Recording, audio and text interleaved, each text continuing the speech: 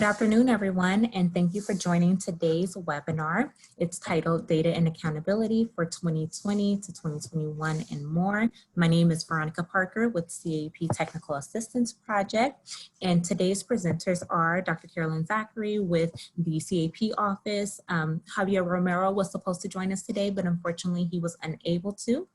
And then we also have Netta Anasteri as well as Penny Pearson from OTAN, Randy Tillery from WestEd, and Jay Wright from CASAS. They will be our presenters for this afternoon. But prior to getting started with today's webinar, I definitely like to go over a few housekeeping items with everyone, just to ensure that everyone has a great experience this afternoon. So first, everyone was muted upon entry into the Zoom room. However, if for some reason you find yourself unmuted, please go ahead and mute yourself. We want to make sure that there aren't any disruptions during today's webinar. We are expecting a lot of educators on today's webinar, so we want to make sure that everyone has a good webinar experience this afternoon. If for some reason we do notice that you are muted, we'll go ahead and mute you ourselves. You are welcome to use your camera by turning it on or off. It's not mandatory, it's totally your discretion. You do have the ability to raise your hand if you have a question. We will reserve time at the end of the webinar to address questions, and then we'll also address them in the chat. So definitely feel free to type your questions in the chat, and someone will get to them whenever there's an organic pause in the presentation, or they'll answer you in the chat. This webinar is being recorded and will be available on the California Adult Education website by tomorrow.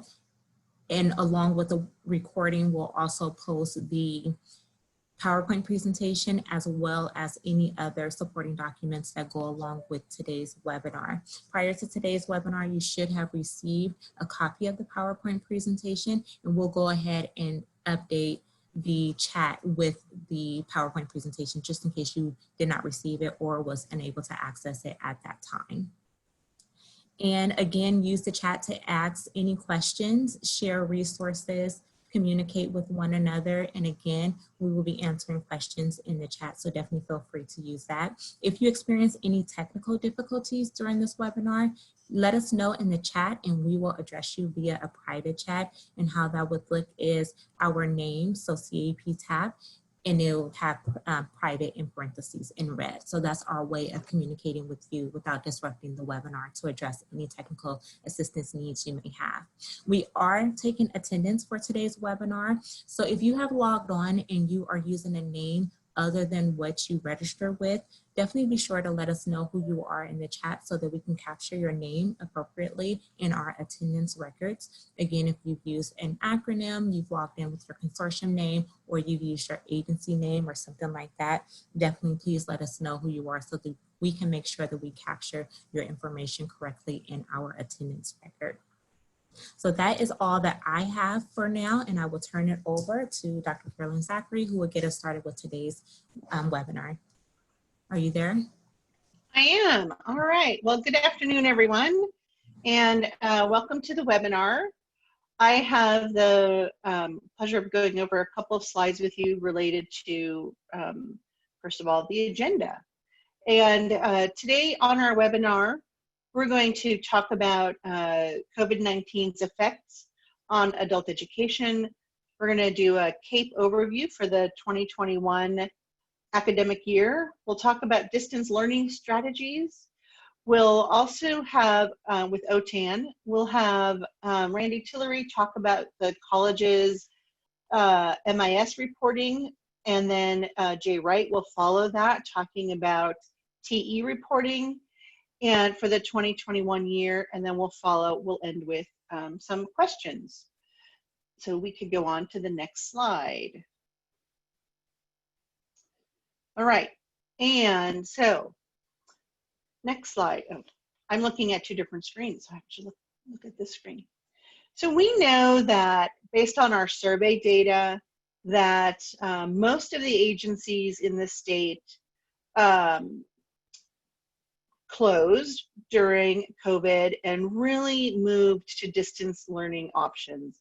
I just want to thank you all for how fast you all pivoted to really ensure that your students are continuing their learning. And whether it was through online options or through packets, you all really stepped up to the plate to make sure that students continued on their trajectory to their goal. And so I really want to thank all of you for that. And I know that it's looking like that's what's going to happen in this next fall, you know, here, starting with school mostly being online. We are going to be sending out a survey in the next couple of weeks. It'll be a Google survey. The link will be posted on the CAEP website and also on the OTAN website for WIOA agencies, really asking what your agency's startup plans are for this school year, so we can gather some of that information. Next slide, please. So I want to remind you, these have been posted before on various webinars, but we've been following the directives as OCTAE sends them out through different memorandums, 20-3, -4, and -5. And that has really helped us to determine how we are dealing with assessment during COVID. And as you know, CASAS was able to find ways to have us do online assessment. While it's not mass assessment like you do now, 30 students in a classroom, you are able to do those post tests on students. And in the last memo from OCTAE 20-5, they talk about the fact that you may not be able to do a pre-assessment right now, but you can certainly enroll a student and do any type of a level determination that you can to place them in a program. And then when you're able to do a pre-test, to please do a pre-test as soon as possible. But that was in that last memo, and you can find the link to all of those from on the website. Next slide, please. All right, well, I just said all of this. So really, so what those memos talked about was, one, they're still holding us accountable. So there's no change in performance reporting for this year. That states are using a what's called force majeure to say that while this student was still enrolled in our program, we weren't able to do a post-test on them. And OCTAE is gathering that information so they get a sense of how many participating students we have across the country that were still enrolled, but because of COVID, we're not able to get a post-test. Obviously, states can decide whether they want to allow or not allow remote testing. California has allowed remote testing, and we encourage you to find ways to do that. I've heard of some creative ones, such as testing in a parking lot with everyone in their own car. And that we had to submit that we were going to allow for remote testing to OCTAE. And let's see, 20-5 talks about what I was just saying about participants can self-report into a federal education functioning level without that pre-test, but that in order to get a measurable skill gain, you will have to have the matched pre and post test. So you will have to, at some point, get that pre-test in and then move to, and then on to a post-test. Next slide, please. All right, so that's sort of those are pieces that really are governing how we're doing assessment in California. And when we look at CAEP, I just want to remind everyone of the program structure for CAEP. We have 5 main program areas: adult basic and secondary education, English as a second language, career technical education, adults with disabilities, and parents K-12 student success.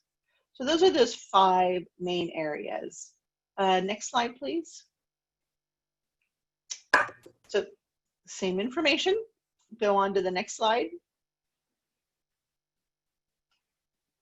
Okay, so in these areas, I want you to look at the fact that we have in the adult basic and secondary education, we have basic skills, which is the adult basic education, so ABE. And then we also have the high school equivalency path that students may opt for, and that is in California, the students have the option of the high set or the GED, as well as agencies have an option of which one of those they'll be supporting. And then we also have the high school diploma route. Then we have English as a second language, and then CTE, which is short-term CTE, pre-apprenticeship, and workforce preparation. Next slide, and I am going to see if Javier has made it on. He had sent me a link or a text that said he was having a hard time getting on, and I don't want to be taking all of his slides if he's here. Javier, are you here?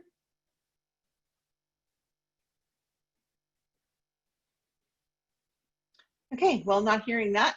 So you can go on to the next slide because this seems like those are redundant. Great, thank you.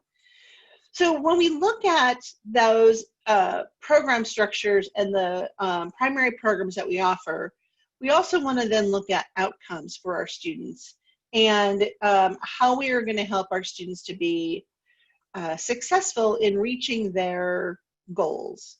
And so we want to look at outcomes in literacy gains, whether a student earns a high school equivalency or a high school diploma, if they transition to post-secondary education on the credit-bearing side, if they enter employment, they didn't have a job and now they have a job, if they've had increased wages, or they transition to post-secondary. All right, next slide. So when we look at our students, our adult students, we want to look at what we call our students that are served, and they fall into 3 different categories. And those are those students that only received a service, then those students that receive 1 to 11 instructional contact hours. And then once they hit that 12-hour mark, they are, in a single program year, they are considered a participant. And when we look at this data and when you're looking at your local data, I think it's very important to be looking at those students that fall into that number 2 category, students receiving 1 to 11 instructional contact hours who don't make it to that participant level. And it's important to look at that to find out why. Did they come to an orientation and then were not able to enroll in classes that they wanted to because of the time that the classes were being offered, or because they have childcare or issues or transportation issues? So I think it's important for us to explore as you can why those students don't make it into that participant level, because if they don't make it into that participant level, then you're not going to be able to have that outcome data on those students. Next slide, please. So when we look at enrollment and instructional hours, for those agencies that are K-12 adult or County Office of Education, you really want to look at if a class is identified as integrated, that the hours will be divided equally between programs designed for that record. And if it's not integrated, or if the hours are split unevenly, the agency can create 2 classes. And Jay, you're really going to have to jump in on this slide. Okay. For this one, this is talking a little bit about that hours by program report that we've had to do a few times. So this was a big issue last year, where a lot of classes are designated for more than one program. So the short answer is, if you mark 2 programs for one class, by default, it will just split 50-50. So if you mark a class for ESL and workforce prep, for example, half the hours go to ESL and half the hours go to workforce preparation. If for whatever reason you know that in reality that class should be 80% ESL and 20% workforce preparation, that's fine, but then you'll want to create two separate classes and just carefully allot those hours accordingly. Thank you, Jay. Sure. All right, so that has to do with those classes that are overlapped in those areas that are, yeah, workforce prep for one. That's really the big one for me, is that workforce prep, that a student might be working on their high school diploma and also be considered workforce prep. And so you have to split that up. Great, next slide. And for the colleges, they have to do a little more exploration on how the colleges are coding their classes. So when we talk about what an instructional hour is, in order to meet the guidelines, it needs to be associated with an instructional program. And so therefore, service hours can't be commingled with instructional hours. And moving forward, we are not going to be tracking service hours. We are only going to be reporting instructional hours for NOVA program area reporting. Okay. I'll just add something here, if you don't mind, is that this is a repeat from last year. A year ago, this was a really big deal. This year, probably not, but I'll just say it was such a big issue coming forward at the beginning of last year that we kept the slide in just to keep it going, that this is the same as what we were talking about a year ago. All right, yes, thank you. And then finally for my section, the next slide, we're going to talk about contact hours. And these contact hours, and this is really important, especially when we're thinking about distance learning. So hours of instruction or instructional activity that the participant receives from the program. And so that instructional activity could be program sponsored activity that is to promote learning in the curriculum, such as classroom instruction or online instruction, assessment, tutoring, or participation in a learning lab. And so you can look for more information on the NRS website on that. But I think it's important to note that the time that's used to simply administer tests, such as GED tests, cannot be counted as an instructional activity. All right, and so now I'm going to hand it off to OTAN to talk about distance learning. Thank you, Carolyn. This is Penny Pearson. I'm a coordinator for distance learning projects here at OTAN. And I'll just speak for a few minutes about distance learning, and just to recall and keep in your head that we are here to help you with this type of program. And the slide here is delivering the NRS Technical Assistance Guide definition of distance education. And I think it's just very important to see that first sentence of, this is really a matter of we're separated from our learners. So it can be by geography, time, both, and this is for whatever those instructional periods are.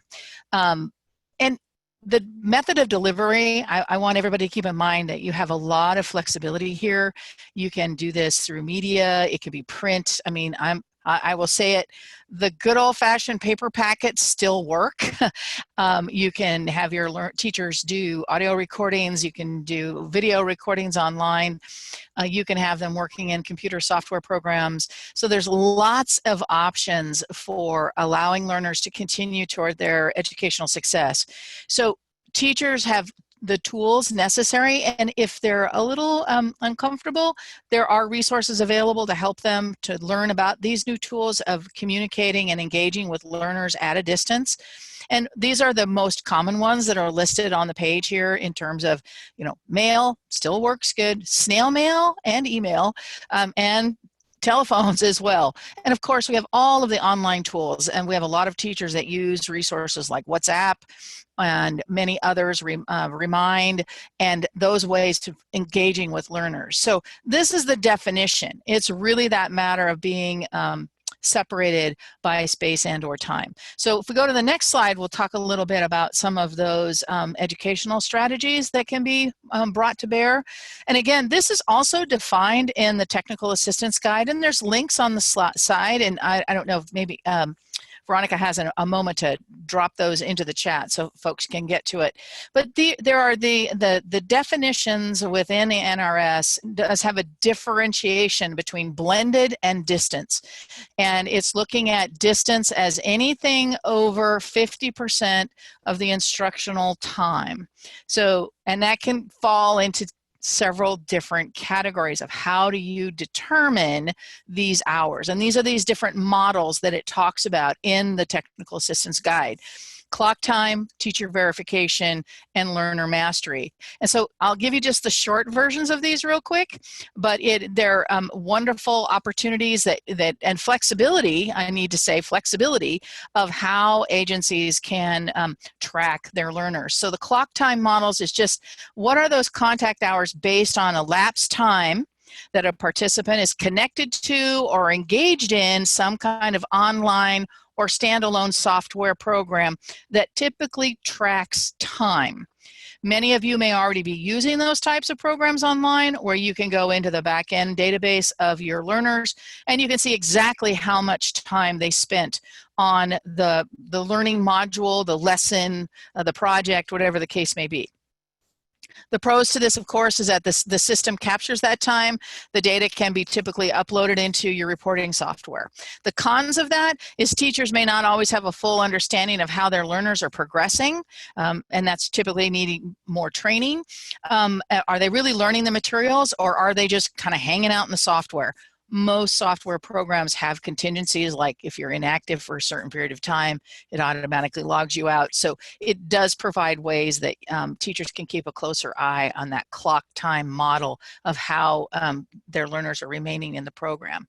The teacher verification model is really about how a teacher is assigning a certain amount of time or credit or contact hours based on the teacher's determination of the learner's engagement in that material and the completion of that material and the actual comprehension of that material.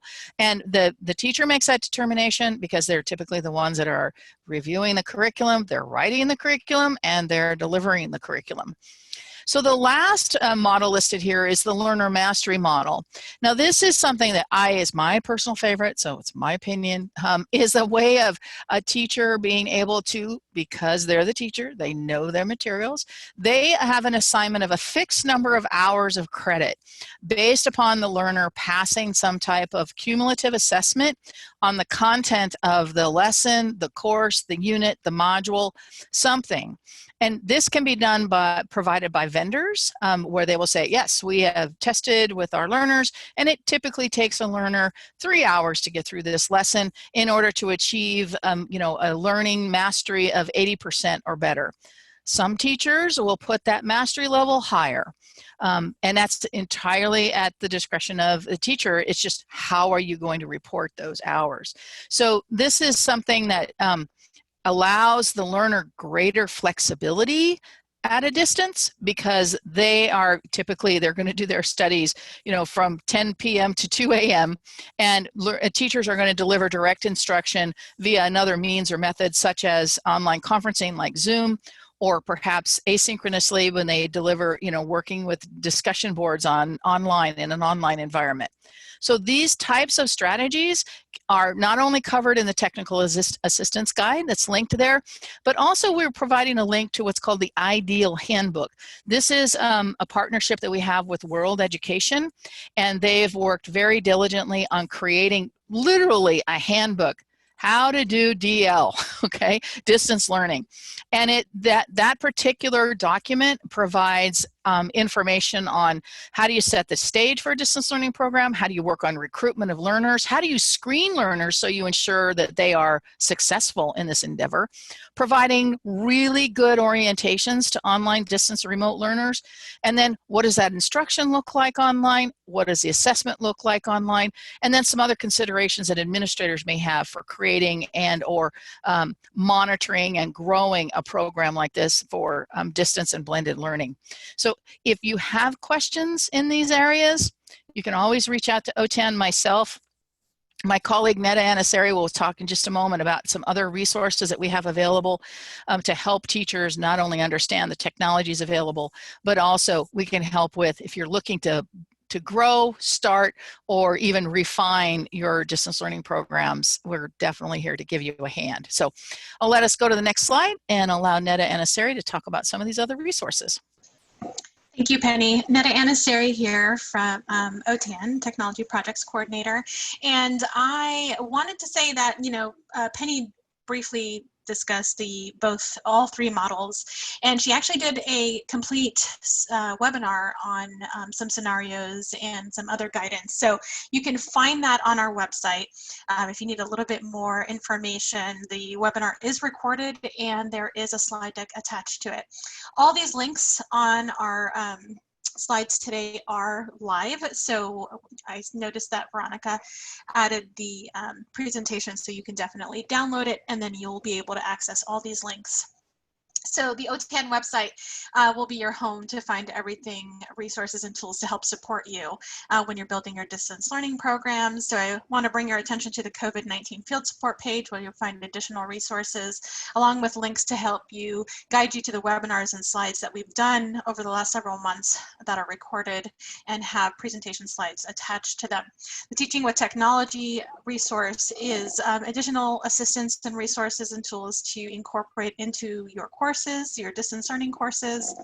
And the curriculum offers page, that is a page where you can access some of the free resources we found in open educational resource land, CK12 and USA Learns, and some other helpful resources for not only your students, but your teachers. So if you're looking to build up your teacher skills in blended and distance learning, there is a course through Essential Education, along with the ISTE Skill Rise initiative that assists and helps you guide you with kind of a vision and what it means to develop more of a distance learning or blended learning course. For your students, CK12 addresses some of your ASE, ABE needs, especially if you're looking for additional resources to assist your students in high school equivalency. And of course, everybody knows USA Learns, and the Learning Upgrade is also a pilot that you can potentially use. They have a specific digital literacy course that maybe your teachers might benefit from, especially your students will benefit from.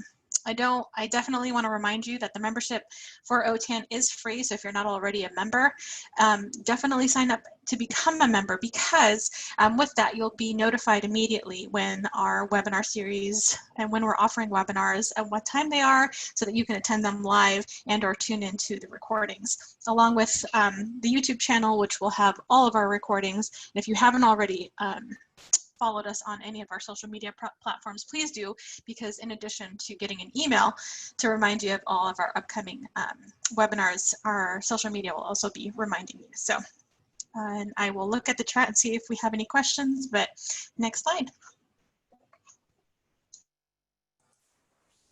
Thank you, Netta and Penny, as well as Dr. Zachary and Jay for your presentations thus far. Javier Romero has joined us, so I wanted to allow him the opportunity to come on to greet everyone. Javier, are you there? I am. I apologize to everyone for joining you late. I was having technical difficulties on my end. I think between the internet and my aging computer, I think that we're going to be getting on time. So I want to thank you all for staying engaged, attending the seminar, this webinar, and actually staying engaged and helping us continuously improve in our data and accountability system. And I want to thank everyone that's our presenters today for all the great work bringing us to where we are today. I hope you have seen the improvements over the years, and yeah, please stay engaged.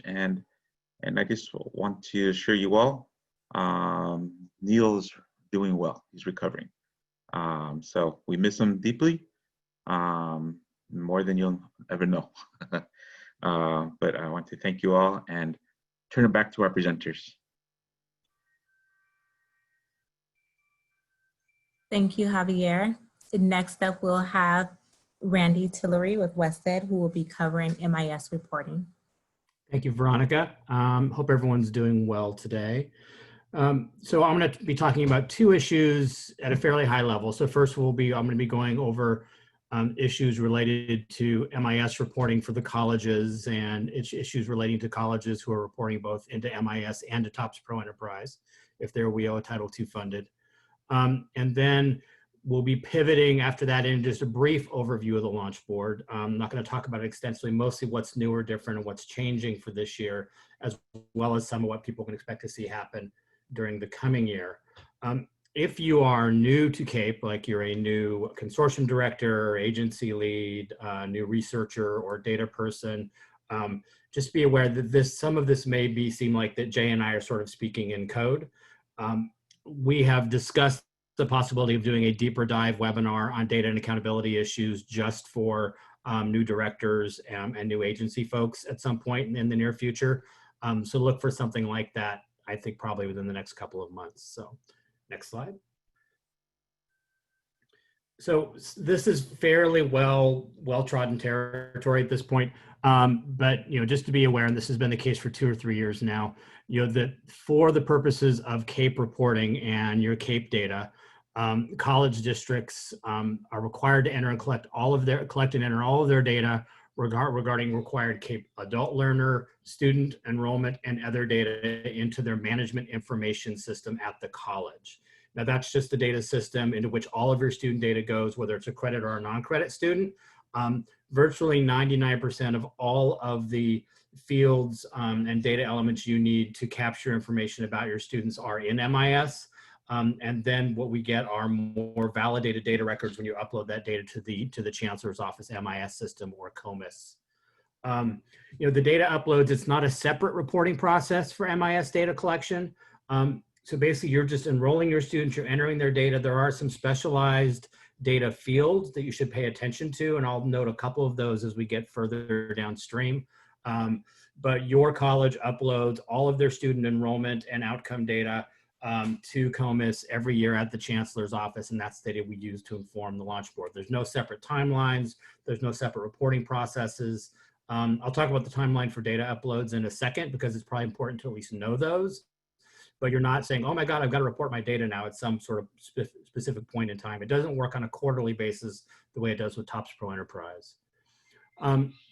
If you are a college who receives WIOA Title II funds for ABE, ASE, or ESL students, you're still reporting using TOPS Pro Enterprise as required by CDE. Nothing changes. Now, I know that means you're reporting the same student data for some of the same students into 2 systems, but it's just like any other time where you have a blended funding situation and you have separate reporting requirements.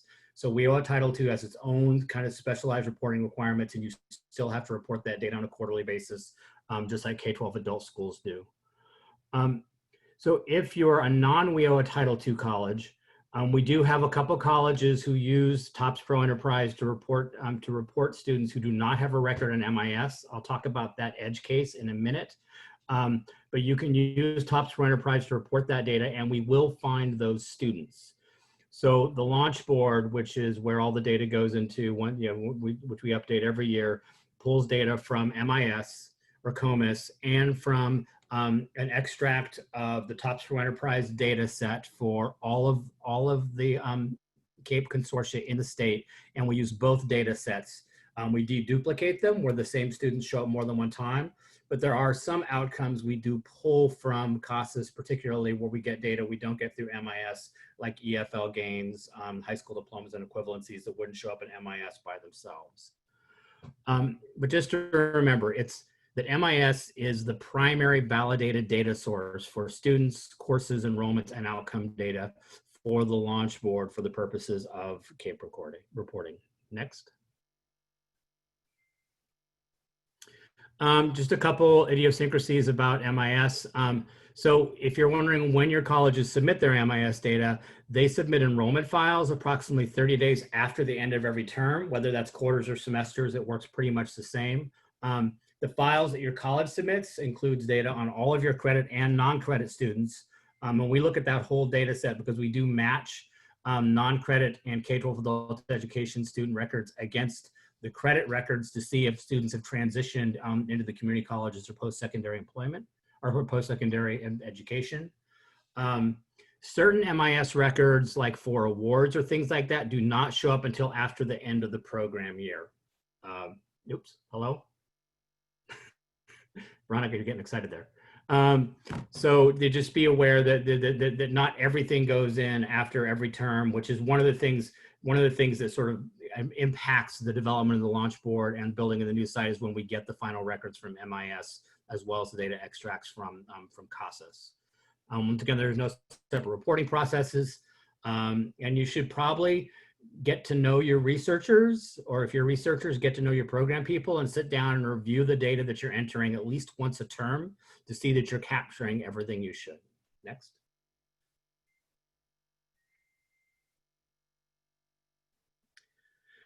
Okay, so this is the edge case. So we have a certain number of colleges or consortia who are using third-party providers to provide educational services, those students are not captured in the college's MIS system, so they're not registered or enrolled at the college.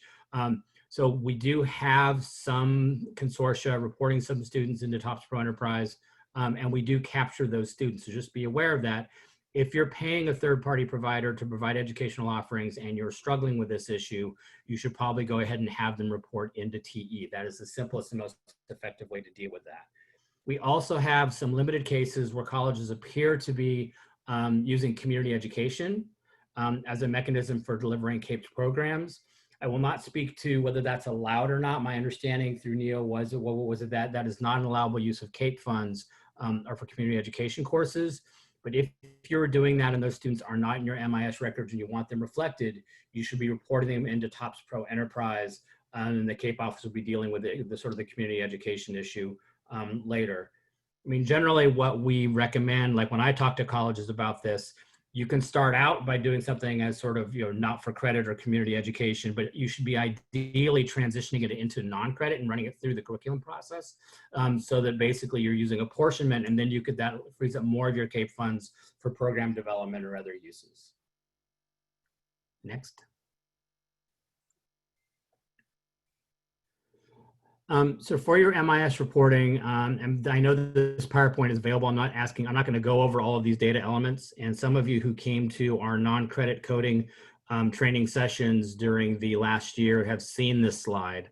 But these are some of the most important MIS elements related to students and instructional programs, and then for student services. So TE has like 37 different fields for coding services for students.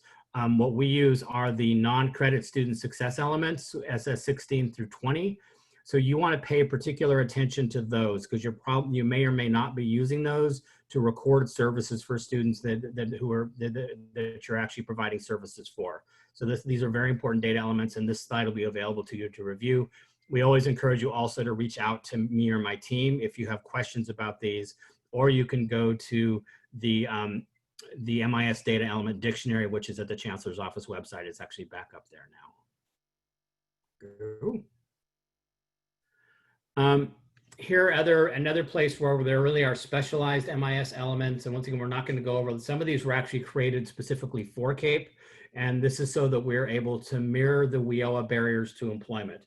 That it was important as to the field when we led the process with K-12 and community college practitioners 3 years ago to actually develop the data and accountability system and definitions, that we use the WIOA barriers to employment. And so these are just the data elements related to those. Now be aware when you're looking at these, if you go spend any time with these, the way they're handled in the launch board, some of them, if you select it at any time, if they've ever been flagged as having a cultural barrier or as an ex-offender, then they're always flagged that way. So you don't have to reflag them every year. And some of them are flagged only within the selected year, which means you would want to go back in the next year and review your students and reflag them. Like if you have someone who's homeless in 1 year and they're homeless again the next year, you would want to do that update.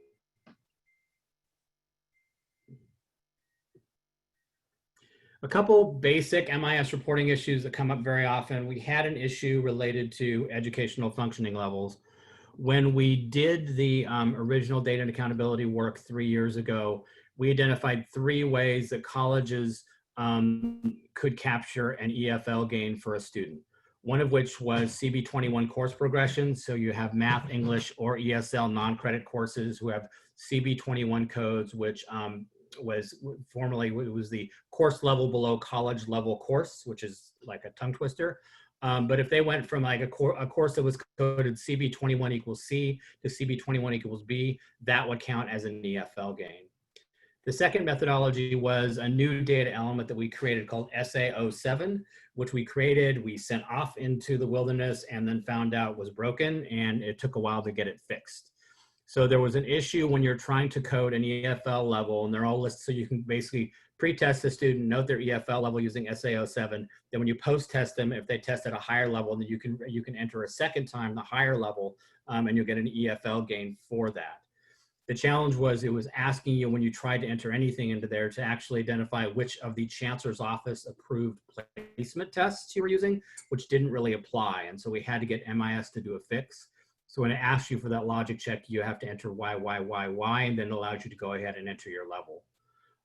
The third way is obviously, and this primarily applies to WIOA Title II colleges who are pre and post testing using CASAS and reporting into TE for WIOA Title II reporting to CDE. So we do capture EFL gains there. And I will say it's about about 30% of the EFL gains in the launch board right now, I'm totally making up that number, but it's about that, are coming from the CB21 course progression. So if you're wondering if that methodology works, it actually does.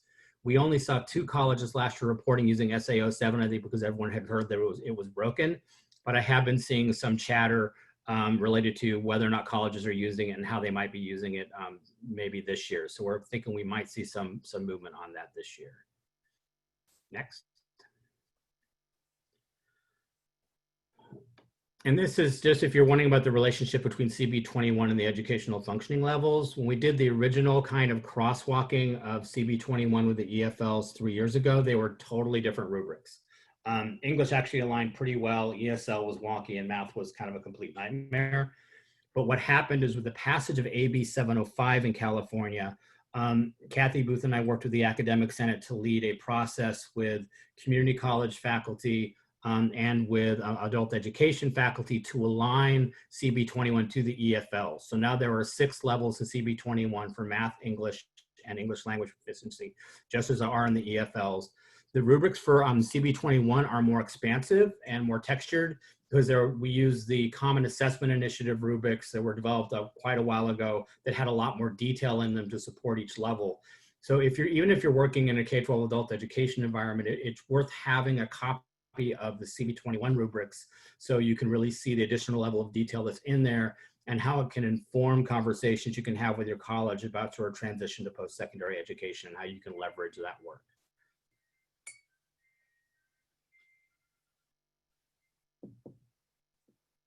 Waiting for the slide to populate. Okay. This is fairly well-known information, but there were a couple kinks that came up this year when we were comparing the CASAS data to the launch board data, and we were coming with different numbers for a while. But just a couple of distinctions about how we think about adult education students. So we have a category called adult served. That's what the metric is called on the launch board. And that is basically any student with 1 or more instructional hours in a CAEP program or who receives a service. So they don't have to be enrolled in a program. If they come and they get some services from you, we still count that as an adult education student in California. This roughly corresponds to the WIOA definition of a reportable individual.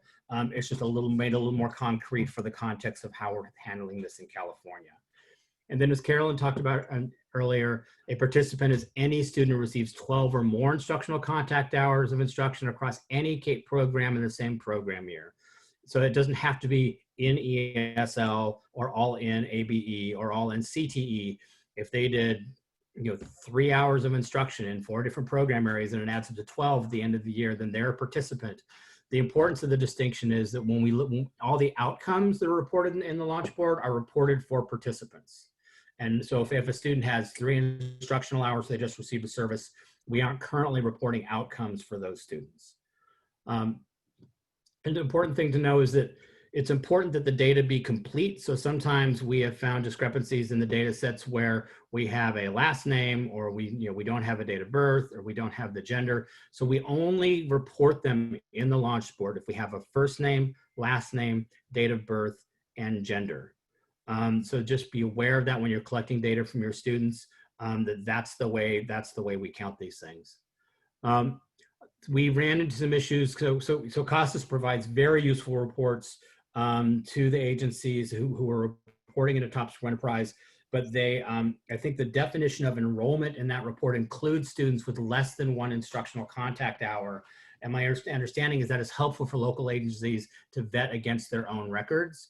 We do not count those students in the launch board. So if you see a discrepancy between that enrollment number and the adults served in CAEP, that's in the launch board, that's one of the reasons why. Next. So this is a new MIS reporting element. So SB 554, which I think was passed last year.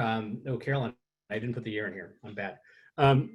We were having a conversation about that. We put these numbers in here, forgetting that they reuse the numbers every year, and people think of different legislation. So SB 554, as it was passed by the legislature, was passed to support dual enrollment and a special admit status, which is like if you have a high school student who's also taking college class, this is called a special admit student at the college. And there's sort of flexibility then in terms of those students, and the colleges they're able to be admitted to two systems at the same time. So this strengthens dual enrollment and co-enrollment strategies for the systems. And there were two MIS data element changes associated with this. SB 11, the student basic data elements, created a new flag for adult education special admit student. One of the most important things this does is then it creates a change in SB 15. So the student is not identified as a first-time student. So it maintains their eligibility for college promise should they enroll as a first-time full-time student in the future, or if they leave adult education and then take 9 or 12 units at the college. There are other benefits as well, and I'm sure if Matt's on this call, he's probably damning me right now because I'm not describing it very well. But just be aware of this change, and I think probably would be good for us to cover this in more depth in a future webinar around the kind of broader intent of the legislation. Next. This is really just, I threw this in again only because I do continue to get the question, if we're reporting into MIS, do we still have to report using TE? Or if we're reporting in TE, do I have to report everything into MIS? So basically, you have to report into both systems fully if you're a WIOA Title II college. And we do use both data sets to populate the data on the launch board. And there are specific data elements where if you're WIOA Title II as a college, we may pick up EFL gains that we may not pick up through CB21 or SA07. In particular, because there's some ways in which colleges are coding their non-credit math and English colleges, which means we can't capture a level gain because those courses do not have CB21 codes assigned to them. And that's because colleges are using the top codes for basic education and secondary education, and then they CB21 code those at equals Y, which actually means that we miss all of those potential level gains using the CB21 methodology. So just a couple things about the launch board. If you are new to CAEP, I would encourage you to Google CalPass launch board, and we'll take you to a link. So this is a publicly accessible dashboard that rolls up all of the CAEP data from K-12 adult education, the community college MIS system, and then matches that against the EDD wage file that allows us to capture, it's probably the first fully functional integrated intersegmental dashboard in the country that I'm aware of that I've seen. I presented this at CAEP a short while ago, and no one's sort of shown anything to me that looks exactly like this, but it captures, it sort of follows a student journey. So it captures enrollment, who's in your programs, it captures progress, captures transition, captures success, and it captures employment and wages. Next.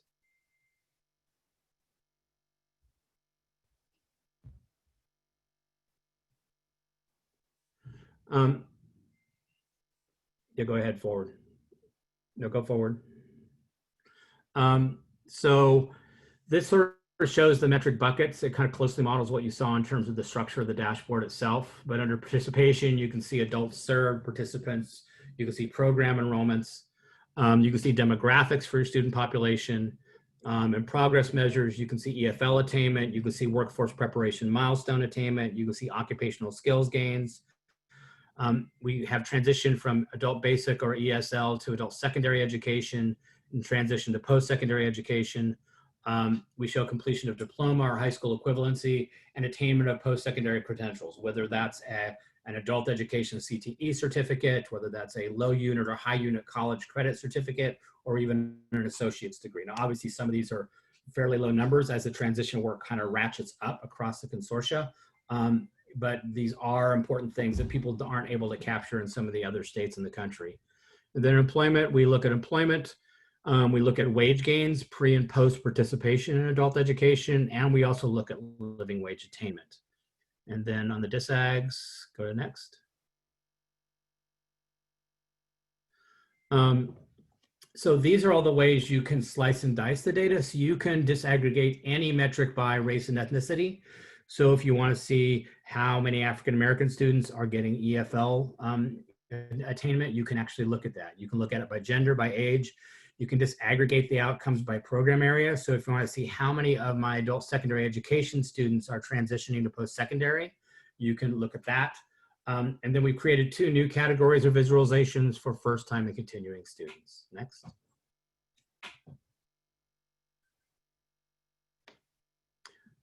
This is sort of shows what the disaggregations and drill downs look. This is sort of the same information that you can see. You can disaggregate all of the metrics by age, race, ethnicity, and gender, and some of the metrics by program, and some by first time and continuing. Next.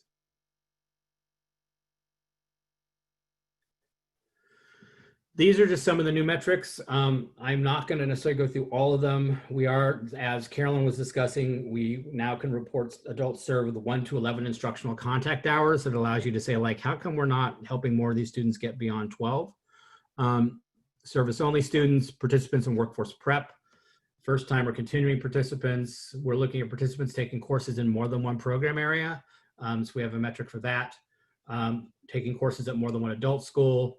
We're now showing in the progress section students who subsequently make it to transfer level math or English at the college. And we're looking at year-to-year persistence. And there's a community college district view just pertaining to the structure of the data for some of the metrics. Next. And this is just kind of identifying that we have been very careful about trying to, for over almost 3 years now, reviewing calculations with CASAS. When we ran into some bumps in terms of data that wasn't matching last year, we spent a lot of time pulling additional data and looking at the reasons why, and then making coding changes to be sure that as much as possible, the data that we're getting from CASAS and TOPS Pro Enterprise, that we're counting those things up the same way that CASAS does.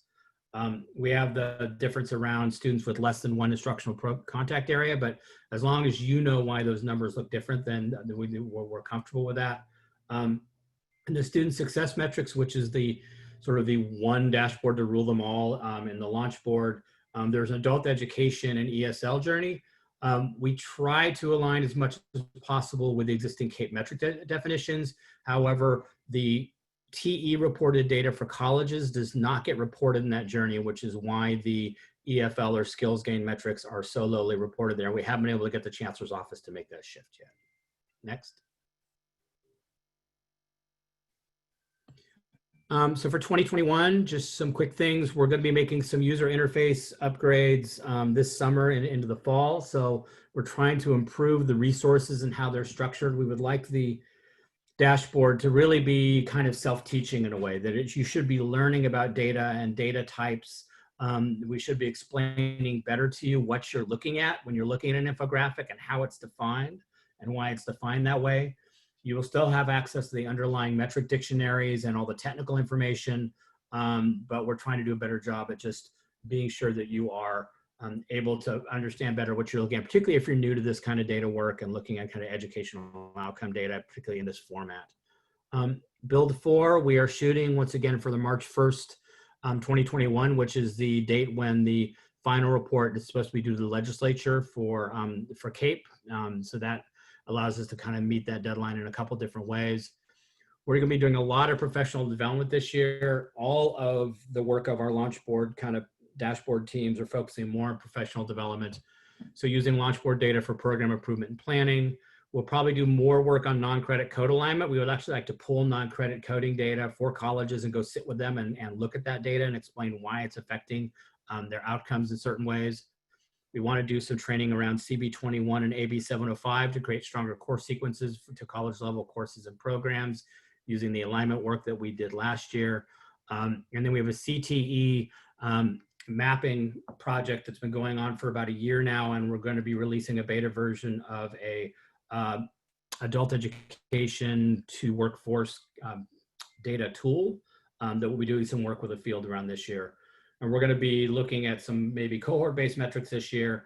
And then yet again, we're going to be having our annual conversation with the Chancellor's Office about things we would like to see change in MIS that'll make reporting better and more accurate for you. This is just a shameless plug for the fact that on Thursday at 11 a.m. we're gonna have a webinar basically that's going to look at the adult education to workforce dashboard. So it's going to be 11 a.m. on Thursday. We basically collected the short version is that we collected course data for every K-12 adult education school and community college non-credit program in the state, and then organized those by what we're calling occupational meta clusters, and looked at the relationship between those offerings with each other, with credit programs that are offered in the same cluster area and with regional labor market data. And you can cut the labor market data lots of different ways. It's a flexible tool that allows you to look at the data by region, by occupational cluster, by educational level required for employment.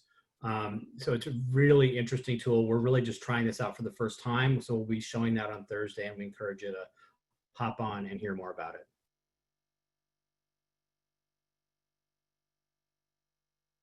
Next.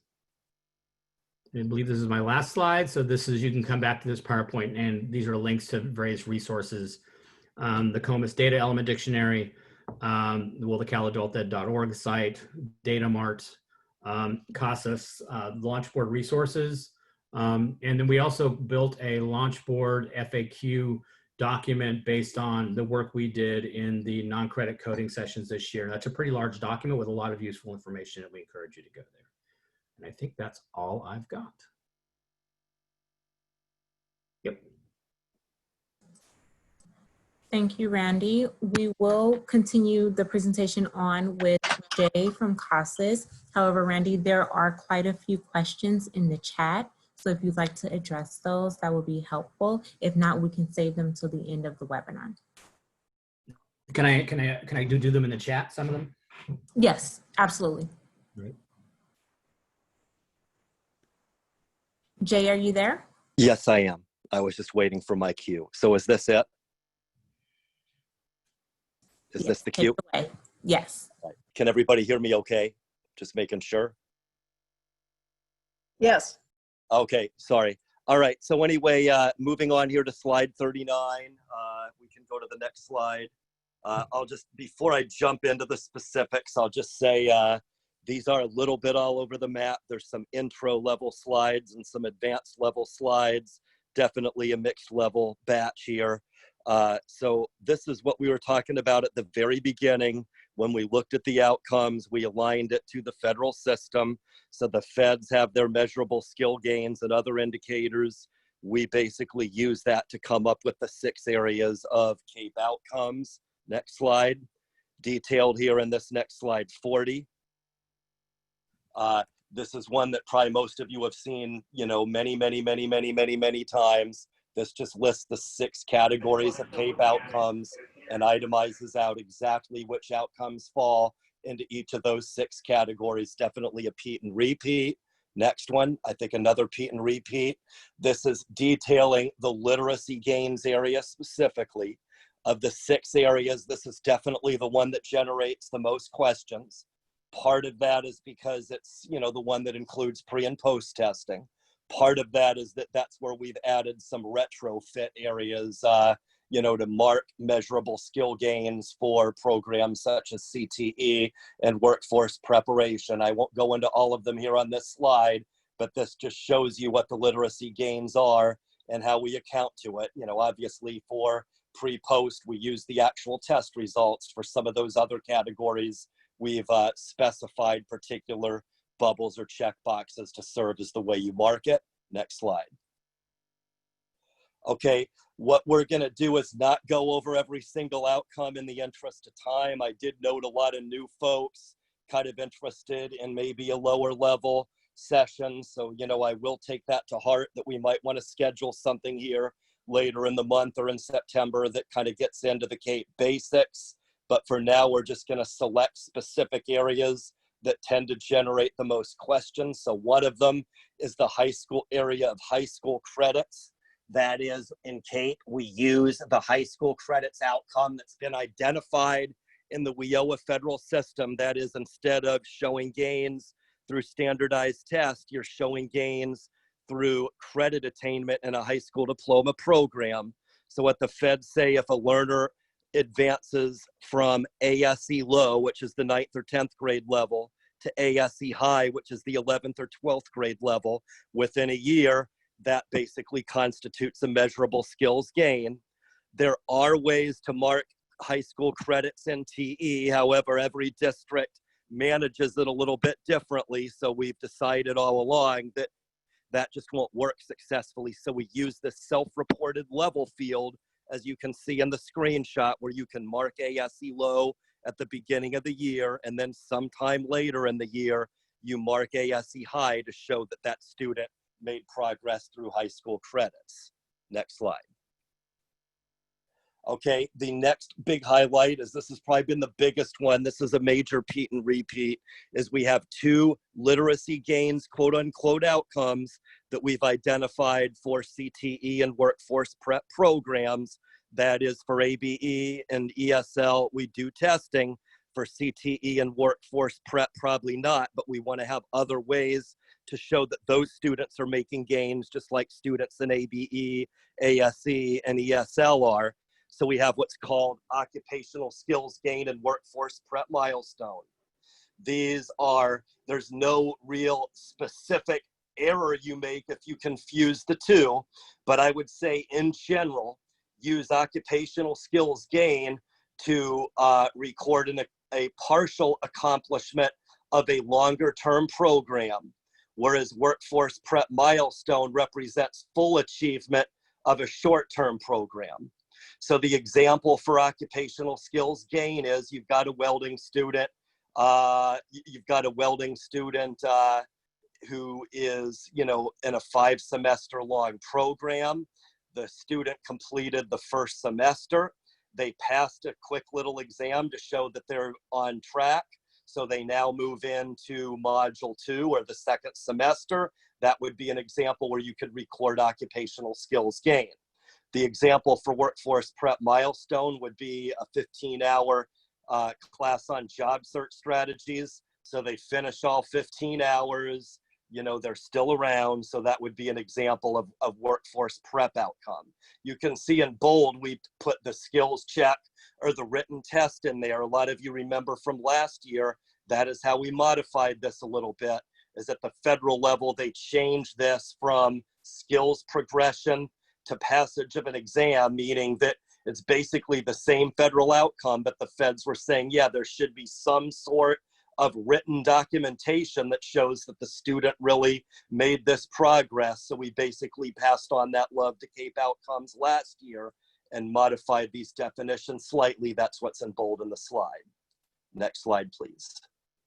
Okay, this is just another way to look at it. We also have those outcomes in post-secondary. That is completed post-secondary, getting an occupational licensure, occupational certificate.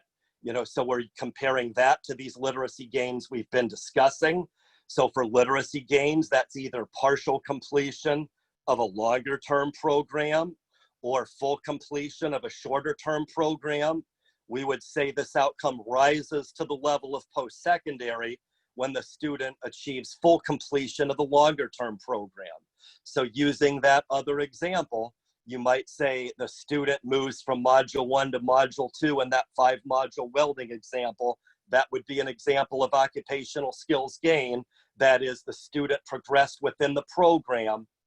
You would have that rise to the level of post-secondary when, in my example, the student completed the 5th module and achieved that certificate that officially certified that person as a welder in state of California.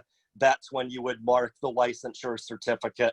That is, you'd mark a post-secondary outcome, not just a literacy gain. So next slide, please.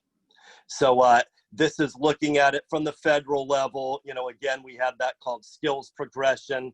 Just added that slide from last year to remind everybody of that change. That is, we've had these outcomes for a few years now. Last year, we modified the outcome to require that exam. It doesn't have to be anything formal, but somehow you should have the student demonstrate that they really did obtain that skill in order to mark it. Next slide, please. Okay, this is just showing you a little bit more in the weeds where to mark it. So for occupational skills gain, we have those 2 bubbles you can mark that equate to occupational skills gain. Next slide.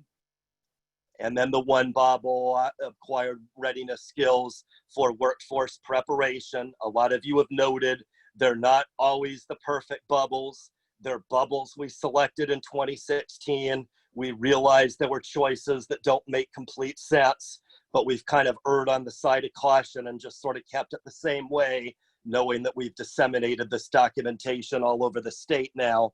So making changes just doesn't make a lot of sense. So those are the bubbles we aligned. Okay, next, this is the next slide. So what we're moving toward is sticking with literacy gains, but we're taking a page from a workshop we did in mid-July as well as in mid-June. This is kind of relating it to COVID-19. When we did those workshops in June and July, we were mostly presenting it as a way to look at your annual data from 1920 and try to look at ways to show that your students are making great progress, even though a lot of you are closed or exclusively remote during COVID-19 shutdown. Obviously, a lot of you are going to continue to be in that mode here in 2021, so we left a lot of this information in.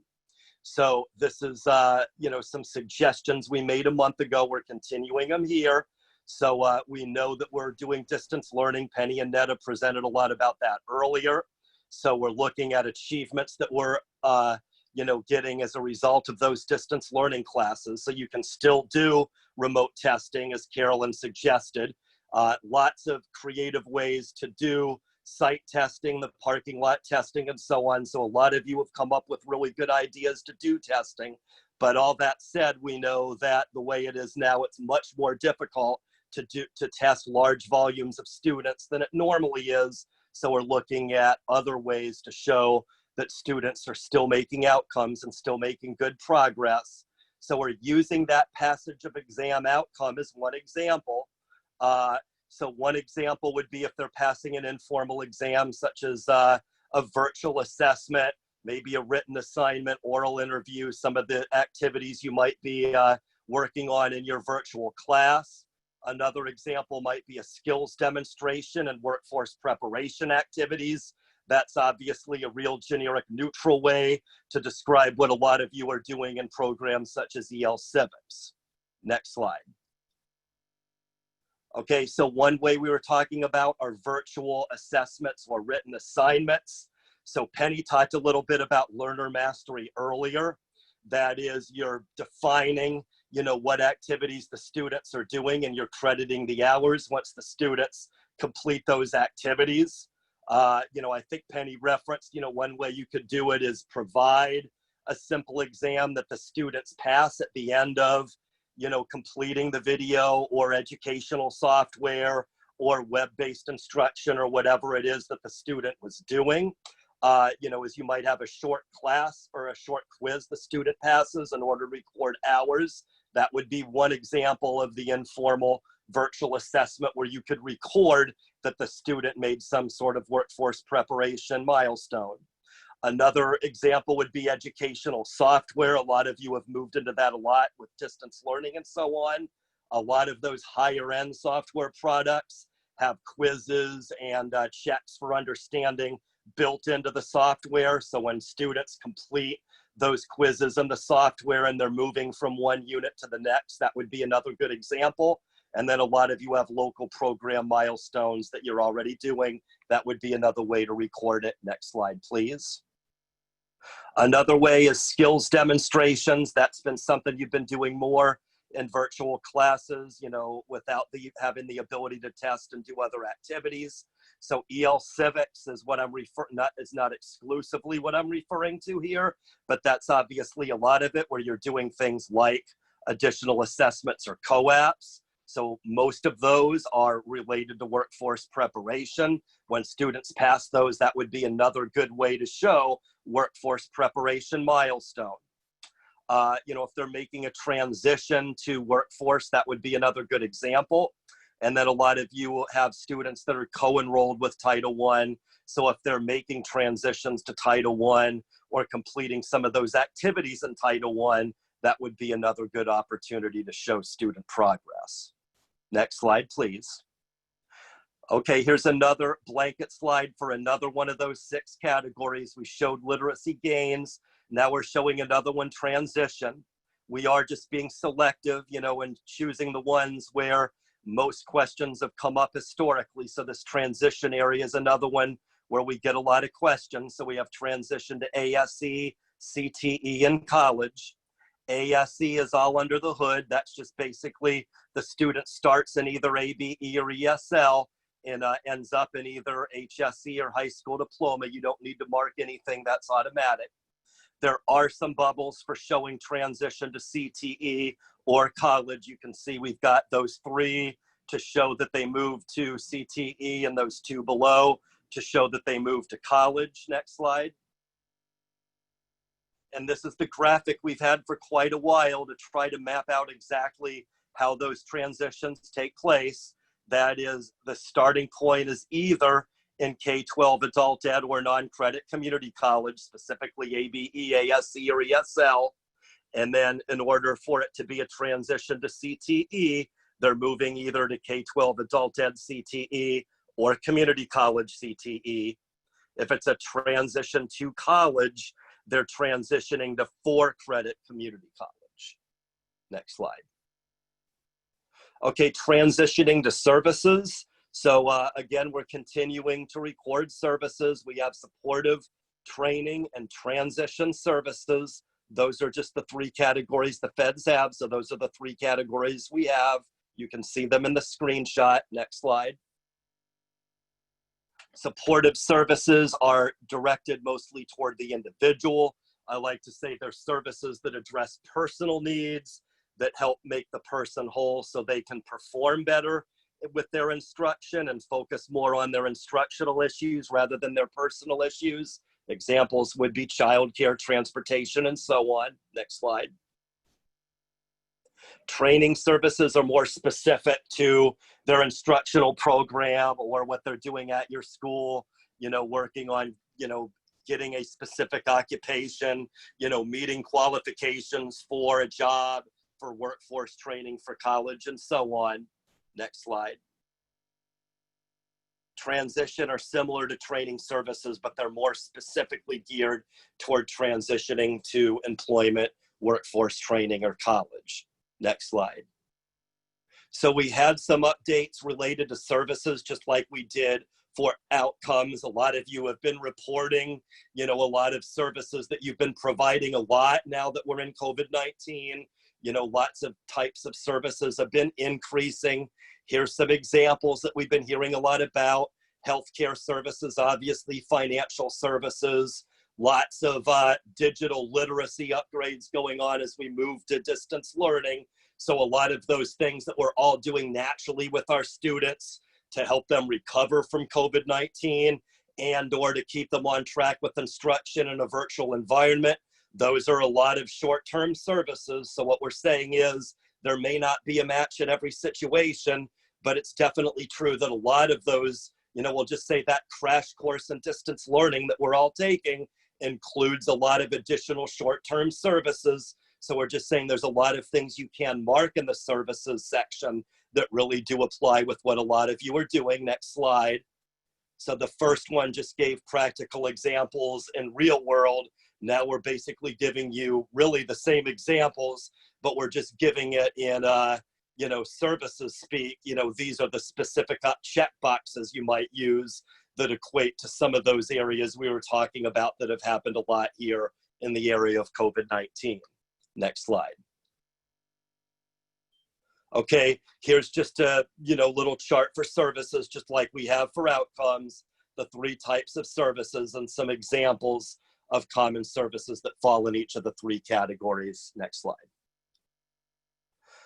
Okay, moving on to barriers to employment. That was one of the big changes from last year. Not really that big of a deal because everybody was doing a really good job of this anyway. But just to reiterate, everybody should be recording barriers for all students.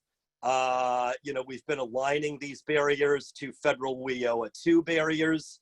So part of that means that ABE, ASE, and ESL will automatically tie into specific barriers. So you can see cultural barriers apply to both. English language learner applies to 100% of our ESL population. Low levels of literacy applies to 100% of our ABE, ASE population. And then old news, but that bottom bullet was another one of those changes that we talked about last year, where prior to last year, we had barriers tied to, or we had specific categories for workforce prep and reentry tied to certain barriers categories. So we're no longer doing that. Before, we tied certain barriers and basically conditioned it on the student being 55 years or older. For a few years, lots of you said, well, hey, it should apply to everybody, not just that specific population. So we're not tying barriers to, you know, workforce preparation or workforce reentry anymore. If you have students with specific barriers and or you have students that are 55 years or older, by all means, you know, you can still use programs that way if that's how you choose to do it. It's just no longer a requirement. Next slide. Okay, a little bit on immigration. Next slide. This is more repeat from last year. This is just word for word what we said here in the first one. Again, it's optional. It's not required, but we had the legislation on immigration. We talked a lot about it last year. You know, much less about it now that we've been in COVID-19 quarantine, but it is still out there. It still will be part of CAEP reporting this year. Making a really, really long story short, we will be adding reports on TE. That's kind of why we moved it down in this section. So we will have a new category on the CAEP summary. It's not in the CAEP summary yet. It will be available in the next couple weeks, but there will be a separate column now in the CAEP summary where you can report immigrant integration indicators outcomes, or we're calling them I3 outcomes and I3 reports for short. But that is, when we talked about immigrant immigration last year, we talked about how we had done a lot of work at CASAS. There were a couple consortia that also did the same legwork, you know, and so we matched together and kind of compared notes and, you know, merged our efforts together. So it was a strong report. But bottom line, the long story short is we strongly agreed that we had a lot of these immigrant integration indicators already built into our California EL Civic system. So we made a series of crosswalks that basically connected those immigrant integration indicators to EL Civics outcomes we've been recording for years and years and years. So as part of that process, we will now have some additional reports in TE. Again, we're calling them the I3 reports that relate EL Civics COAPs to these goal areas. So there's 8 goal areas, I believe, things like, you know, economics and civic participation and so on. I'm sure I'm not giving the right names, but it's all those obvious areas that we've been talking about the last few years, very similar to the areas that we've been addressing in EL Civics. So it basically looks at those EL Civics outcomes, relates them to the I3 goal area. I would, as a framework for reference, I'll say they're similar to the reports we already have for things like CASAS competencies and CASAS competent content standards. That is when a student passes one of those EL Civics COAPs, there's some very specific learning activities that suggests the student is now mastered as a result of passing that COAP. So it's relating that past COAP to those specific learning activities, and in turn relating it to those specific immigrant integration areas. So at the end of the day, by agency, by class, by student, just like you do with test results reports, you can kind of match and see what specific areas your students are improving in based on their progress with EL Civics COAPs. Next slide, please. So these are just the selling points on why you might want to consider it. You know, again, we're serving these students already. We're already doing EL Civics. So our feeling is it's not that much extra work, given that a lot of you are doing EL Civics anyway. It's just reporting a lot of the things you're already showing for WIOA 2 learners and just getting credit for it in CAEP now, in addition to the credit a lot of you are already getting through this reporting in WIOA Title II. Next slide. Okay, here's the CAEP summary. Talk about an oldie but goodie. We've talked about this, obviously. You know, again, there will be one big change to this, and that will add those I3 reports. Another one I'll bring up here while we're on this slide is I think we're still a little bit unsure how we want to show it on the report. It's not that complicated, but you can just see there's a big time real estate issue with this report. But I think it was, you know, there was a little bit in what Carolyn presented and a little bit more in what Randy presented. That is that distinction between 0 hours of instruction or being a services only student versus being a 1 to 11 hours and having, you know, some activity in CAEP programs, but not necessarily achieving that 12 hours. So we will have a way to make that distinction between 12 or more hours versus 1 to 11 hours versus, you know, 0 hours. Again, we're still debating a little bit how we want to show it because there's no more room on the report.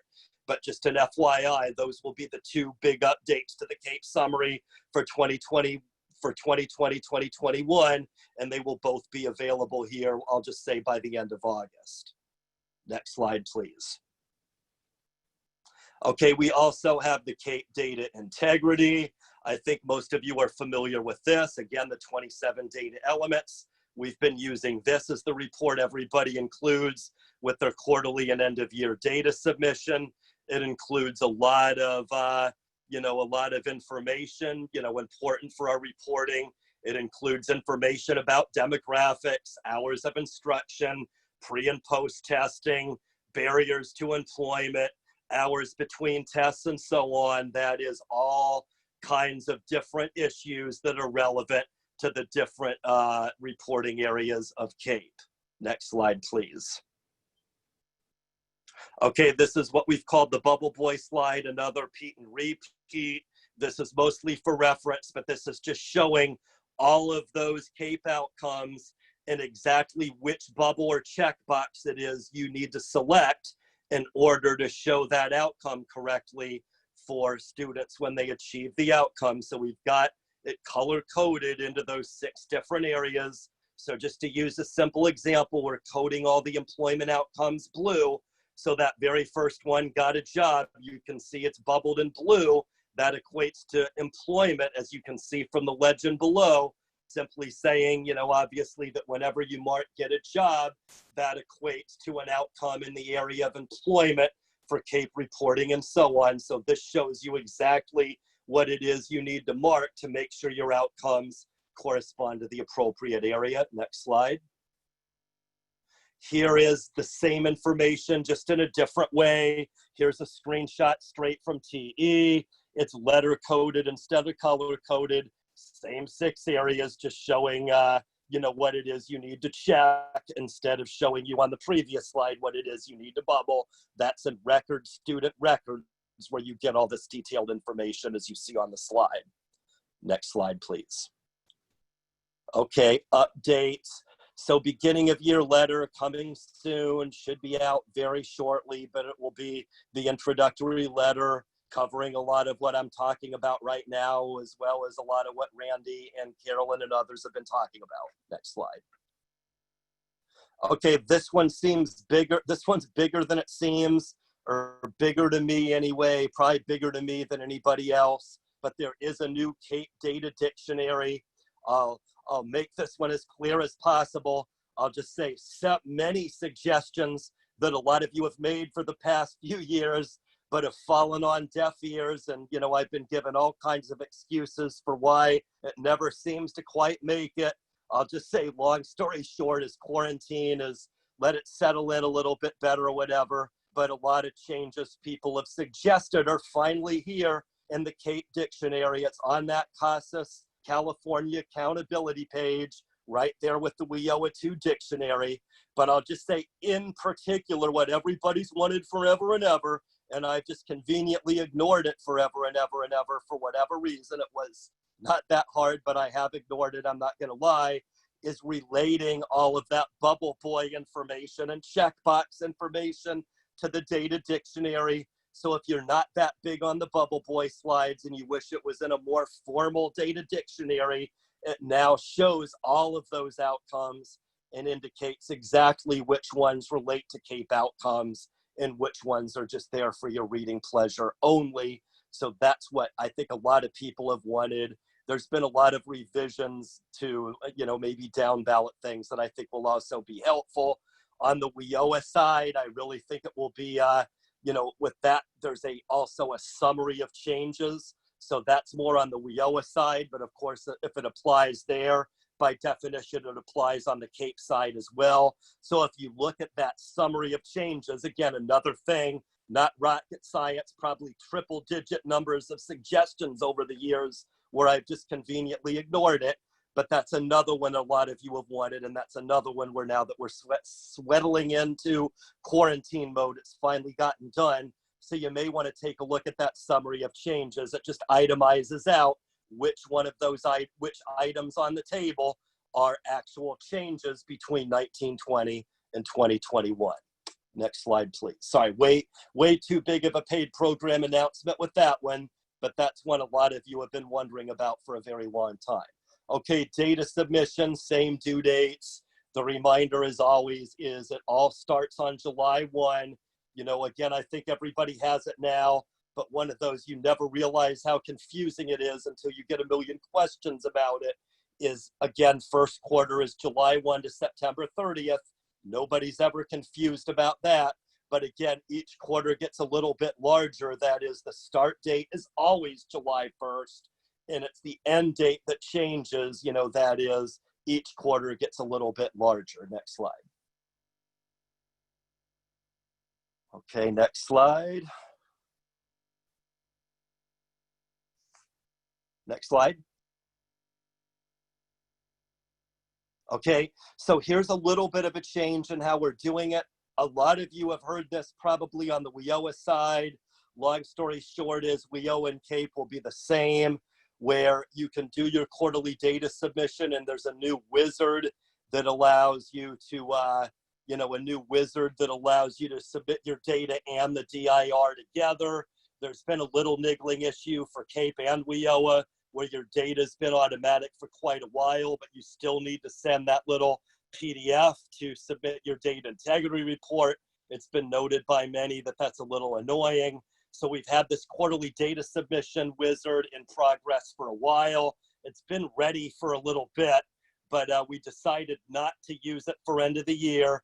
We decided it would be better to do clean break, and we will start using it now for the first quarter submission of 2021. So that is, we'll use it for the first time for the data that's due October 31st, but there will be a wizards in the TE tools menu. Again, it's a little bit like that core performance wizard, not the same issue at all, but just the same type of wizard where you're going screen to screen to screen and then clicking finish. So again, you use that quarterly data submission, you know, to go through the process. And once you click that final click, that will send both your data and your quarterly DIR to CASAS. So some of the mechanical aspects of each quarterly data submission should be a little bit easier. Next slide. Okay, here's a little bit on assessments. Long story short is it's exactly the same as last year.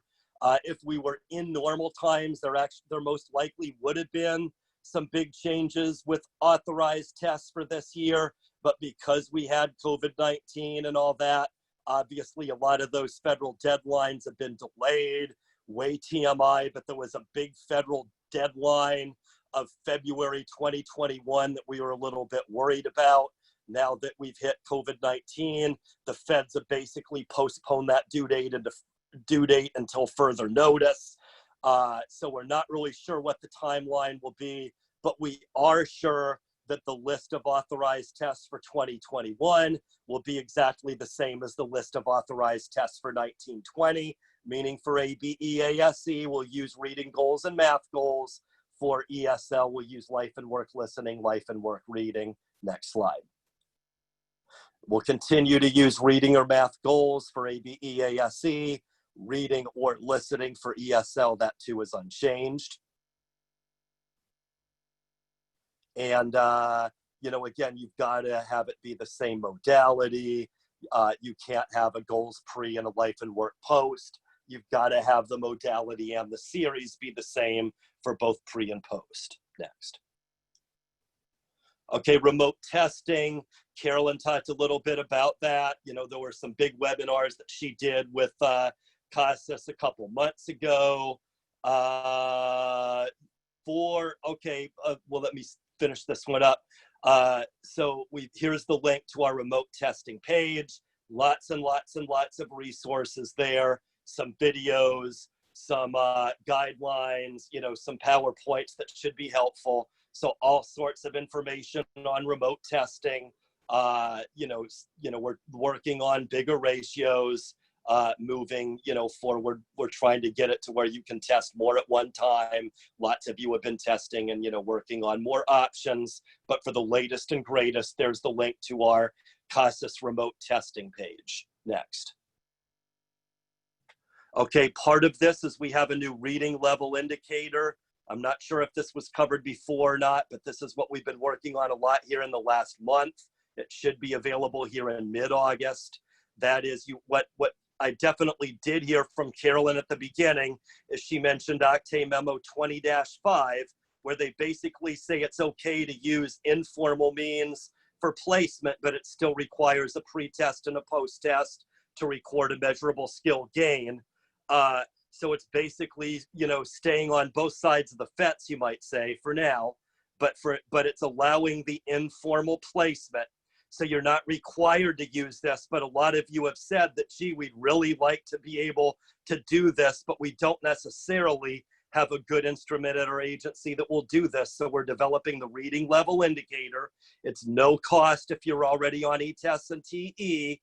It will give you an estimated placement level when you complete it. It's not an approved test, but it will not allow you to make a gain, but it will allow you to place the student into the appropriate level. The beauty of this is, number one, it will be something that the student can complete on her or his cell phone. And number two, you don't need to have a proctor present when you do this. Can you go next slide? I think there's one more slide on this.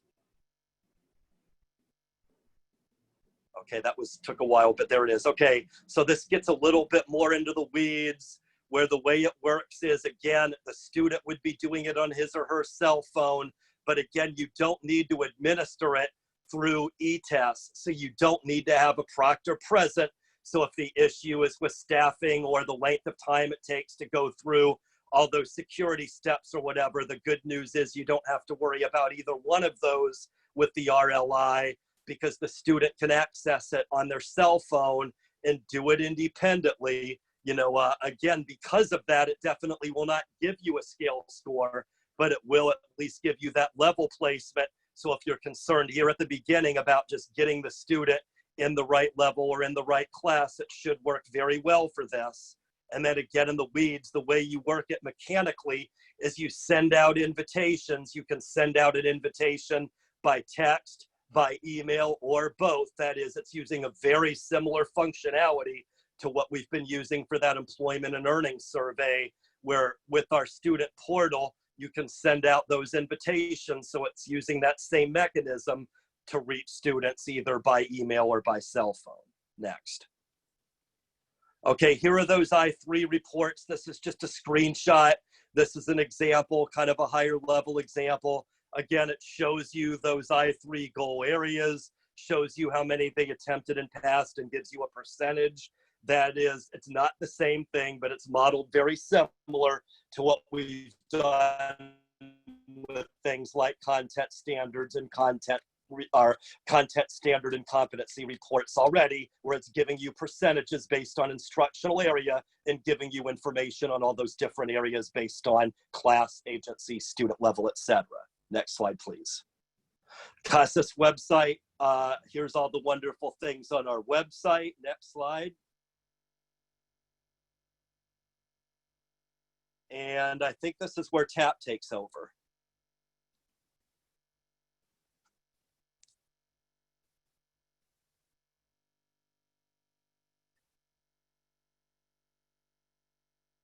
Or did you want me to just do these? Sorry, I'm having the most difficult time finding the unmute button. But okay. Thank you, Jay, very much. Yes, so this is the California Professional Development Training page. And on this page, you will find training opportunities for not only CAEP, but also CASAS, OTAN, as well as CalPro. So if you're in need of any professional development opportunities, or if you'd like to know what's going on or what's happening next, definitely feel free to log on to this page to explore professional development opportunities.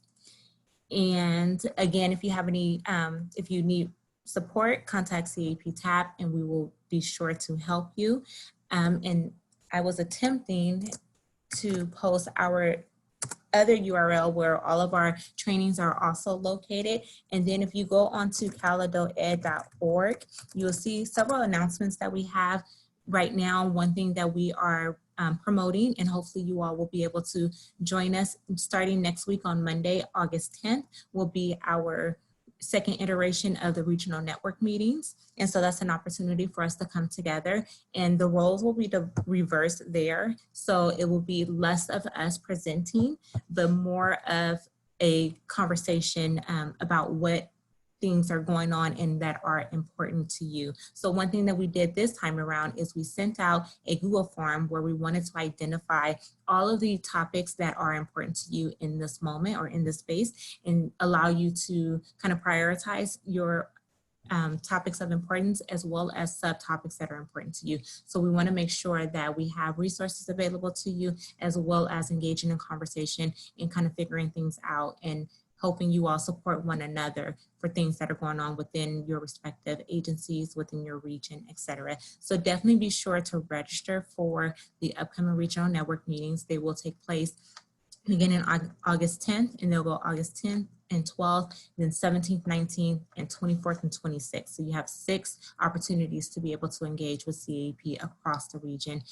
Of course, you would attend your regional network meeting, but you are more than welcome to attend other regional network meetings, as you know, what's going on in one region may not be going on in the other. So please take that opportunity. The next thing is our CAEP Summit 2020 will take place on October 26th through 29th of this year. Registration is not quite open yet. The pivot from the in-person event to the virtual conference is taking us a little bit longer, but registration will be open soon. However, we still are collecting proposals. So if you have, you know, a strategy or a practice that you would like to share with others throughout the state, especially as it relates to the impact of COVID-19 and other things that are going on in our society at this time, definitely feel free to submit a proposal. We want to be able to learn from one another and share and collaborate with one another. So I will post the URL for that as well. I don't know if you had any additional questions in the chat, or if anyone had any questions at all, this will be the time for us to ask questions. We have about another 20 minutes before the end of this webinar, so plenty of time to ask questions. Feel free to unmute yourself if you have a question, or type it in the chat, and either Randy or Jay, I see that OTAN is still present, so if you have any questions for any of those agencies, definitely feel free to ask them And if you have any questions for CAEP leadership, I see that Javier is still on the line as well. Any questions at this time?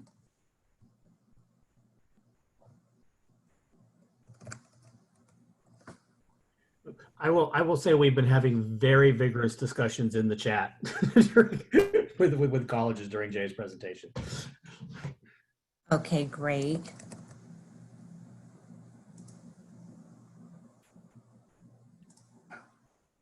Veronica? Yes. This is Wendy Miller in San Francisco. Hey, Wendy. Hi, everybody. This morning at the Chancellor's office, biweekly COVID-19 presentation, they were talking about the need for all of the community colleges to develop administrative procedures and board policies for credit for prior learning. And I wanted, by December, and so I wanted to just sort of throw it out there to the group. I put it twice in the chat box, but didn't get a response.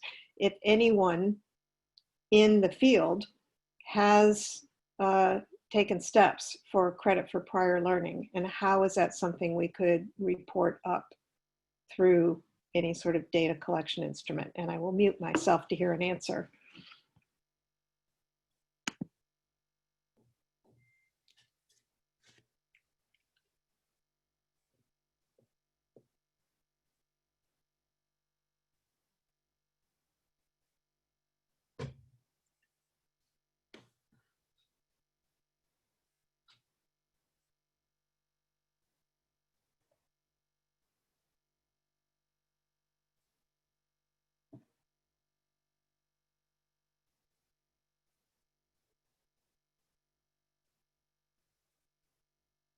Oh, thank you for that question, Wendy. I'm not seeing any answers or anyone unmuting themselves.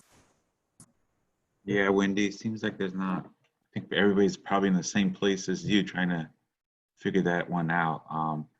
But that's something we'll keep it, start thinking about how we could identify anybody out there that's kind of leading the way that can inform us all. So that's something we'll take back with us to track. Wendy, the complicatedness of this, and I'm sort of thinking, we had these discussions at Contra Costa when I was still there, is that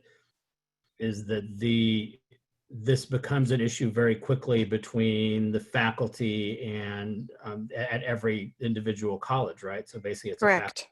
And yeah, it's 10+1 academic senate.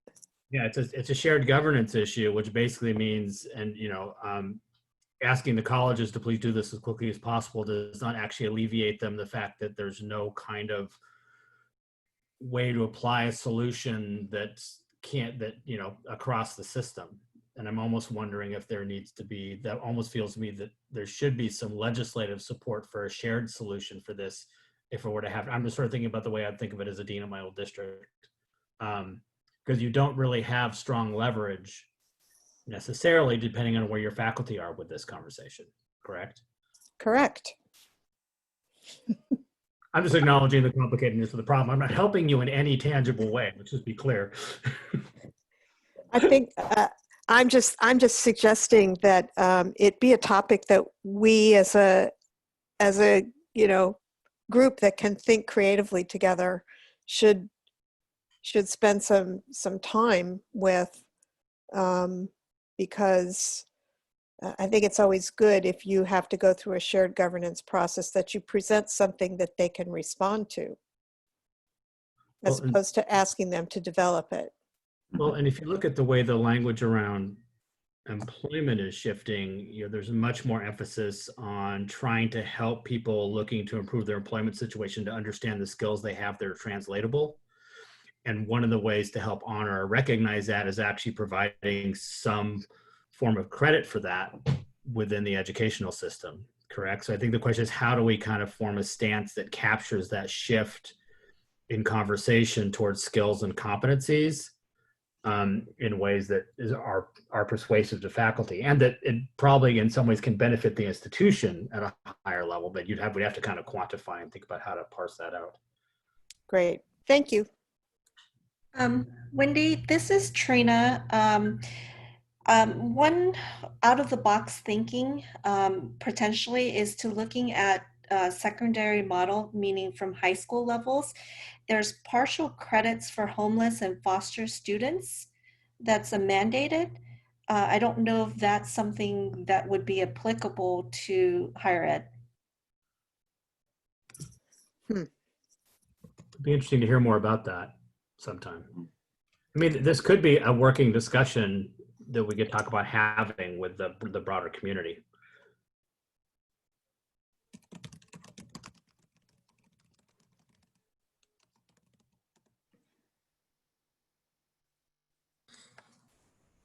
And there were a couple more questions in the chat. So Ilsa, she wants to know great news about the addition of a 13 column to CAEP summary report. Which data in addition to EL civics COAPs will go into this column? Short-term services, for example?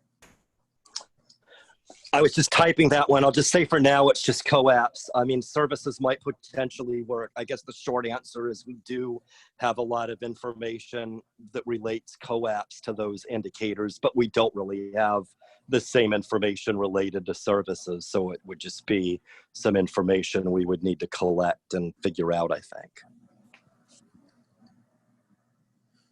Okay, thank you, Jay. And Karen wants to know, a while back, there was an indication that there would be some change to attendance reporting this year. Any updates? I don't know what that, I'm not sure what that means. Is this a college issue? Is this, I mean, it's for the, because oh, maybe it's, sorry. Yeah, sorry.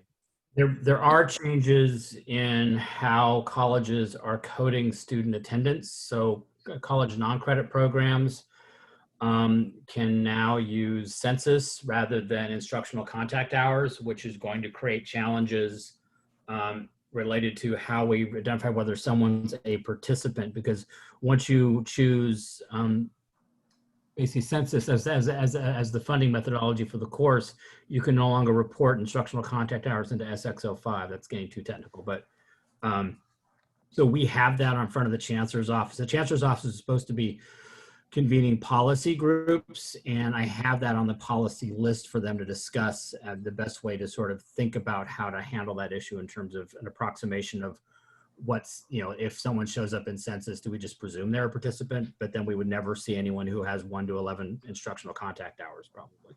So there's some things we're trying to hammer out there for the next build. Okay, thank you, Randy. And Laura Lee asks, can student hours only be recorded based on instruction, not on work completed by students?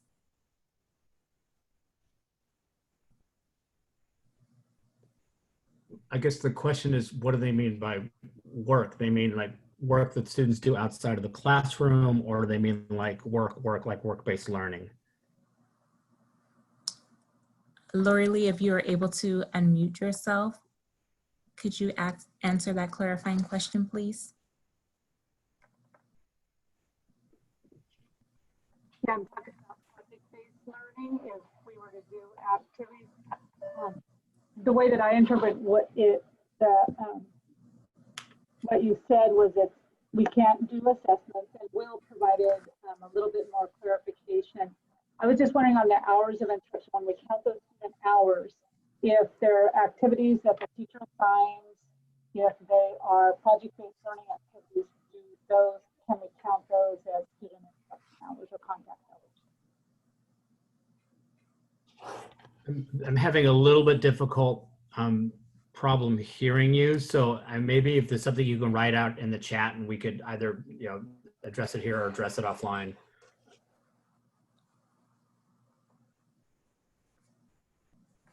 Okay, and the next question comes from Elena. Would a placement assessment or testing out work for assigning credit for prior learning?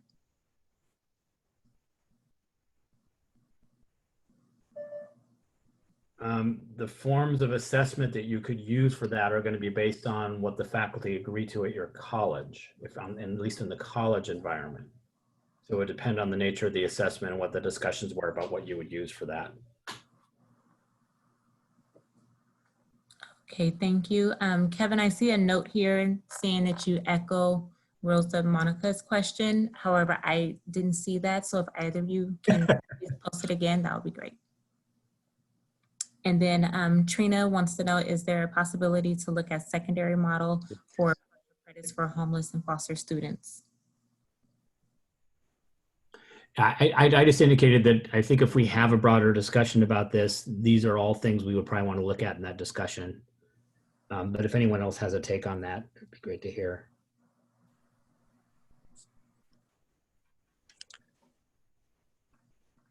Okay. And sorry, hey, Veronica, I'll just belatedly say the one related to what Kevin was asking and what Monica was asking was addressed by Margaret in the Q&A. It was a CASAS RLI question.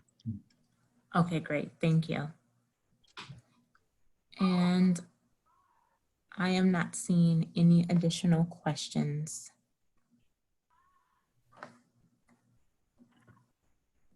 Hello. Well, I have actually one question. It has it might not be the space, but regarding the CASA score, when we stop receiving funding for a student, is it 245 or 247? I'm sorry, when you stop getting funding? I'm not quite sure what you mean by that question. So, so you know how there's a maximum, when a student takes the CASAS test, there's a maximum amount of points that they can take, right? In order, and then it says exit the program or something like that on the top for e-testing. Oh, so you're talking about if they score really high where they're Yes. too high for ABE. So, Yes. so sorry, there's no magic number anymore. The short answer is it depends on which test series and test modality you're giving.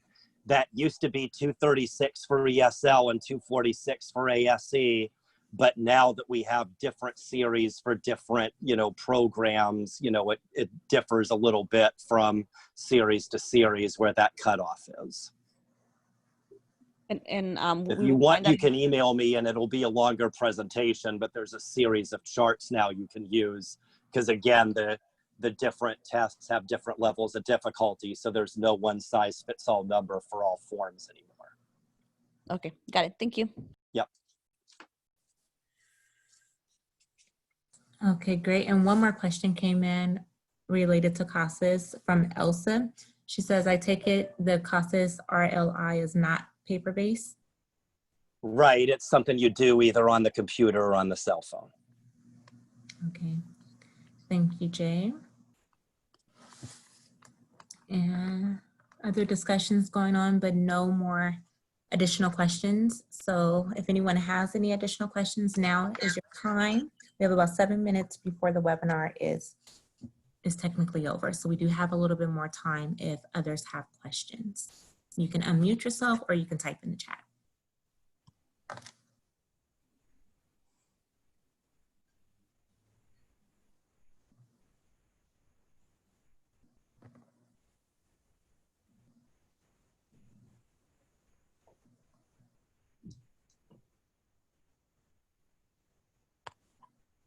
Okay, I'm not seeing any questions come in. Just thank yous. You all are welcome. All right, well, I think it may be safe to close the webinar. So again, thank you all very much for your time and for hanging out with us for almost 2 hours this afternoon as we talked about data and accountability. And I do see a question from Ryan regarding the video posting. So Ryan, please give us until tomorrow morning to post the video. We have to go through a new process now, so it takes us a little longer, but we'll definitely have it posted by tomorrow morning along with the PowerPoint presentation. And since the chat was a little rich today with a lot of questions and answers, I think we'll go ahead and post that as well so that you all have access to that information. Definitely join us on Monday, tomorrow actually, for the CTE pathway mapping webinar tomorrow at 11 o'clock a.m. Register and attend that, and then join us again next week on Monday for the regional network meetings. And again, if you have not let us know, the topics that are important to you to discuss, definitely feel free to go ahead and let us know about that. Please complete the evaluation. That is our way of assessing what your needs are at this time. So if there's something that wasn't covered here or something that you would like us to continue the conversation on, we can definitely, look at that data and be able to respond with future webinars and or training opportunities. So thank you all very much for your time and your participation this afternoon, and we look forward to seeing you tomorrow or Monday. Have a great afternoon.